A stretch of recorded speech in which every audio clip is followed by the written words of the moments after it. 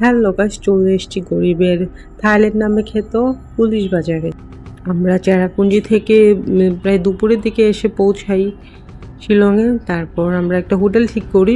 Hotel পড়েছিল 1900 rupee করে, hotel rainbow. তবে এখন তো অফ সিজন, দ্যাটস ওয়াই একটু কম প্রাইস পড়েছে।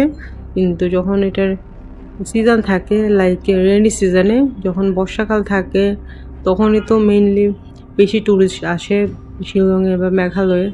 তখন কিন্তু হোটেলের প্রাইস বেশি থাকে। এখন যেহেতু উইন্টার, এই জন্যে ট্যুরিস্ট কম, এই জন্যে হোটেল প্রাইসগুলো কম ছিল। আগে আমাদের দুপুরে খাওয়ার পরে আসলে কিছু খাওয়া হয়নি, এই জন্য আমরা পুলিশ বাজারে ঘুরতে বেরিয়েছি। তো এখন ভাবলাম সন্ধ্যাবেলা কি খাওয়া যায়। তো পুলিশ বাজারে আপনি প্রচুর স্ট্রিট ফুড পাবেন, অনেক টেস্টি টেস্টি স্ট্রিট ফুড। এখানে আমরা চাউমিন, পরোটা, ডিম, আলুর তরকারি, চিকেন সবই পেয়ে যাবেন। এখানে অপোজিটে ফুচকা, চা, ফ্রাইড রাইস, বিরিয়ানি। এখানে একটা ডিম পরোটা বিক্রি করছে।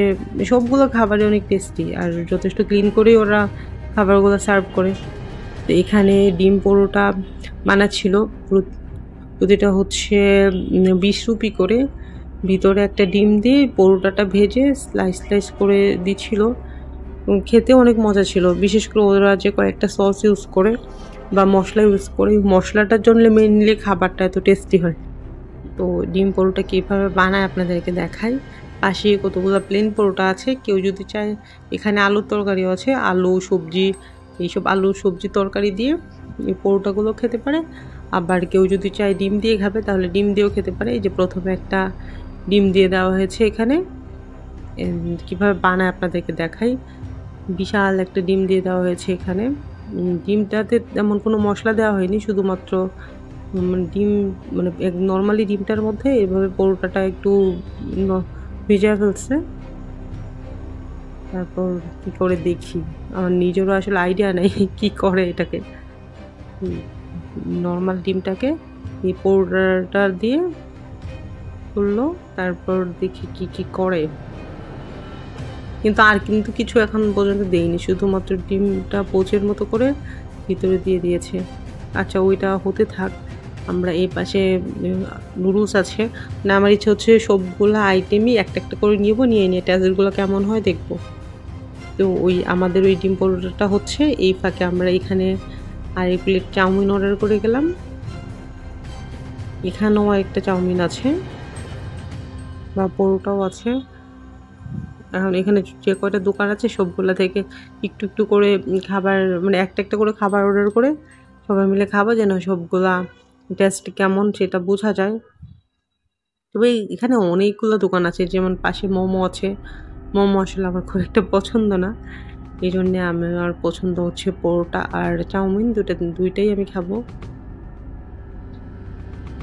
তবে এখানে রান্না করছে একদম ধোয়া ওটা, দেখতেই খুবই লোভনীয় লাগছিল। তবে টেস্টটাও ভালোই।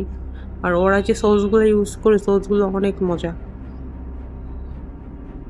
আর পরিমাণও অনেক বেশি থাকে। কেউ যদি সন্ধ্যাবেলা ভরপেট খায়, রাতে খাওয়াও লাগবে না। কেউ যদি মনে করে যে না, রাতে খরচটা কমানোর জন্য আমরা এরকম স্ট্রিট থেকে কিছু একটা খেয়ে নেব, তাহলেও কিন্তু হয়। কারণ এখানে কিন্তু ফ্রাইড রাইস, মোমো, নুডলস সবই পাওয়া যায়। চাইলে 50 থেকে 100 রুপির মধ্যে ভরপেট একজন খেয়ে নিতে পারে। আর কোনো একটা হোটেলে গিয়ে আপনি যদি রাইস, বিরিয়ানি, চিকেন ওগুলো খেতে চান, অন্তত 200 থেকে 250 রুপি, 300 রুপি করে পড়বে। তবে ওদের খাবারগুলো আসলে অনেক বেশি টেস্টি ছিল, অনেক লোভনীয় ছিল। তো আমি চেষ্টা করেছি পুলিশ বাজারের যে কয়টা স্ট্রিট ফুড আছে আপনাদেরকে দেখানোর জন্য। আমি বলবো, যদি আপনারা মেঘালয় ঘুরতে যান, শিলং সিটিতে অবশ্যই পুলিশ বাজারের এই স্ট্রিট ফুডগুলো ট্রাই করবেন। ওদের চাগুলো অনেক মজার, খুব ঘন করে দুধ দিয়ে বানায় আর মাটির কাপে দেয়, তো টেস্টটাই একদমই আলাদা।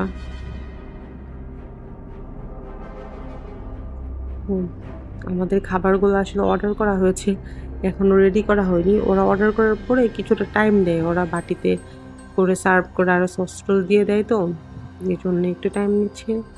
আমরা ওয়েট করছি আমাদের খাবারগুলো পাওয়ার জন্য। ওকে, খাবারগুলো হয়ে গিয়েছে, তাহলে খাবারগুলো এখন আমরা ট্রাই করি। আল্লাহ হাফেজ।